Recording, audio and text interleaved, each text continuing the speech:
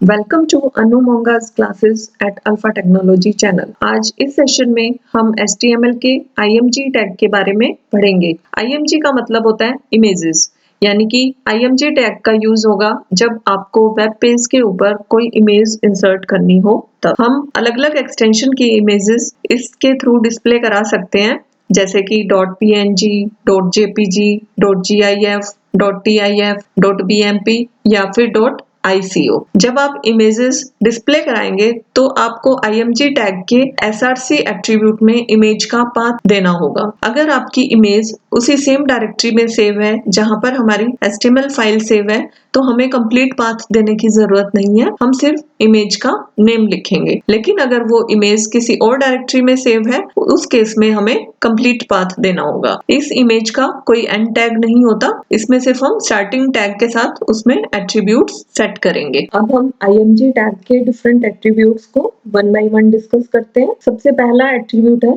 SRC। SRC के अंदर हम इमेज का पाथ देंगे, आपकी इमेज किस पाथ पे स्टोर्ड है। अगर वो सेम डायरेक्टरी में है तो हम सिर्फ इमेज का नेम देंगे, और अगर डिफरेंट डायरेक्टरी में है तो उसका कंप्लीट पाथ यहाँ पर प्रोवाइड करेंगे। उसके बाद के जो दो एट्रीब्यूट्स हैं, हाइट एंड विड्थ, ये आपकी इमेज विंडो पे कितनी हाइट और विड्थ के साथ डिस्प्ले होनी चाहिए उसके लिए है।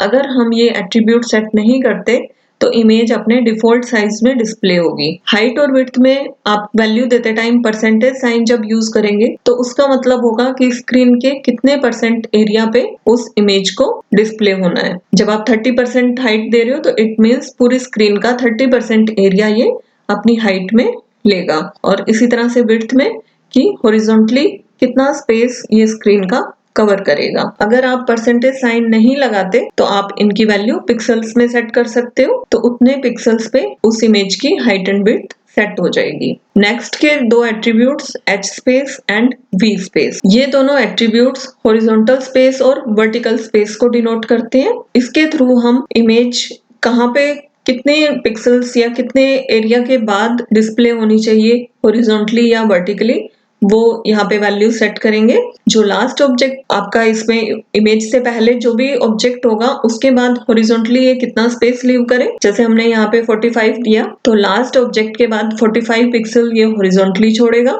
एंड V स्पेस हमने 75 दिया तो वर्टिकली 75 पिक्सल्स ये लीव करके उसके बाद इमेज को डिस्प्ले करेगा। अगर आप अपने इमेज का कोई बॉर्डर सेट करना चाहते हैं तो उस बॉर्डर की विड्थ हम बॉर्डर एट्रीब्यूट के थ्रू देंगे। जैसे अगर हमने बॉर्डर इक्वल टू 5 लिखा तो बॉर्डर की विड्थ होगी 5 पिक्सल्स। नेक्स्ट एट्रीब्यूट है टाइटल। टाइटल के अंदर हम एक टेक्स्ट देंगे, और ये टेक्स्ट तब डिस्प्ले होगा जब हम कर्सर उस इमेज के ऊपर लेकर जाएंगे। नेक्स्ट एट्रीब्यूट है अलाइन। अलाइन एट्रीब्यूट टेक्स्ट के रिस्पेक्ट में चलता है कि अगर आपने इमेज के बाद कोई टेक्स्ट लिया हुआ है तो वो इमेज उस टेक्स्ट के रिस्पेक्ट में कहाँ पर होनी चाहिए, उस टेक्स्ट के लेफ्ट में, राइट में, मिडल में, टॉप में या बॉटम में। इसमें जो लेफ्ट एंड राइट वैल्यूज हैं ये तो आपकी हर ब्राउजर पे आपको शो हो जाएंगी, बट अगर आपने मिडल, टॉप या बॉटम पे देखना है तो आपको गूगल क्रोम या फिर फायरफॉक्स ब्राउजर का यूज करना होगा। नेक्स्ट है आल्ट में जो हम टेक्स्ट देंगे ये तब डिस्प्ले होगा जब आपकी इमेज किसी भी रीजन की वजह से डिस्प्ले नहीं हो पा रही है, या तो वो पाथ करेक्ट नहीं है या इमेज का नेम करेक्ट नहीं है, तो उस केस में उस जगह पर ये वाला टेक्स्ट डिस्प्ले होगा। अब हम एक प्रोग्राम के थ्रू ये सारे एट्रीब्यूट्स देखते हैं कि कैसे हम इनको वेब ब्राउजर पे शो कर सकते हैं। ये हमारा IMG टैग का एग्जांपल है जिसमें मैंने यहाँ पे नोटपैड खोला हुआ है जिसमें IMG टैग की कोडिंग की हुई है, और यहाँ पे ब्राउजर पे इसका एग्जीक्यूशन देखेंगे हम। सबसे पहले उसी तरह से हमने जैसे हर HTML प्रोग्राम में करते हैं, सबसे पहले HTML को स्टार्ट किया, फिर हेड, फिर टाइटल सेट कर दिया, उसके बाद हेड क्लोज कर दिया। अब बॉडी टैग को स्टार्ट किया। बॉडी में सबसे पहले हमने हेडिंग दी है, हेडिंग में इमेजेस एक्सरसाइज जो यहाँ पे दिखाई दे रहा है ऊपर, ये आपका हेडिंग आ रहा है, यहाँ पे ऊपर टाइटल आ रहा है। उसके बाद हमने एक HR लिया है, यानी कि हॉरिजॉन्टल लाइन ब्लू कलर की। जब आप इसमें इसकी विड्थ या हाइट सेट नहीं कर रहे हैं HR की तो ये पूरे 100% एरिया को कवर कर रहा है। उसके बाद हमने IMG टैग को यूज किया है, इसमें मैंने IMG के सभी एट्रीब्यूट्स को वन बाय वन शो किया है।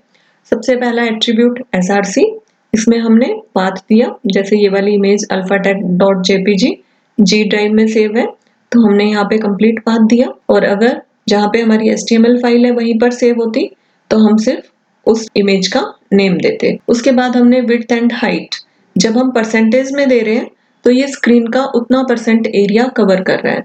जैसे विड्थ 40% एरिया पे है कि जितनी हमारी स्क्रीन की इस टाइम विड्थ है उसका 40% एरिया इस इमेज ने कवर किया हुआ है। इसी तरह से हाइट, हमारे स्क्रीन की हाइट का 50% एरिया इस इमेज ने कवर किया है। अब अगर हम इसको पिक्सल्स में सेट करेंगे, जैसे मैंने यहाँ पे सिर्फ 100 लिखा और यहाँ पे 50 रहने दिया, इसको सेव करते हैं। अब ये इमेज इतनी हाइट और विड्थ की सेट हो गई है। मैं इसकी हाइट थोड़ी सी इंक्रीज कर देती हूँ इस तरह से। तो ये विड्थ एंड हाइट है।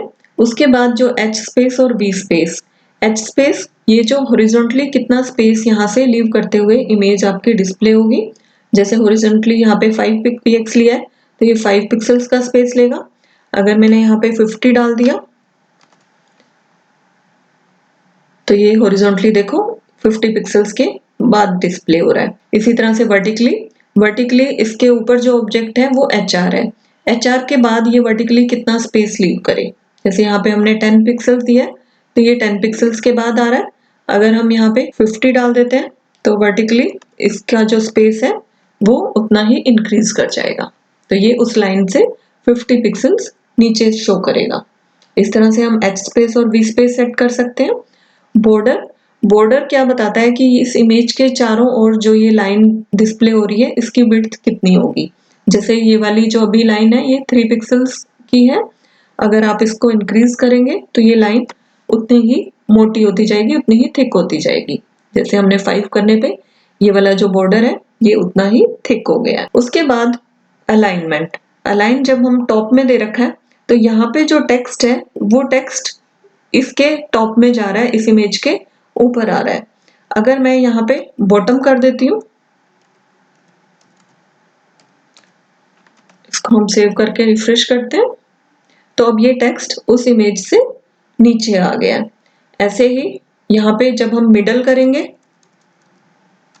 तो ये उस इमेज के बीच में आ जाएगा ये टेक्स्ट इस तरह से। जब हम राइट करेंगे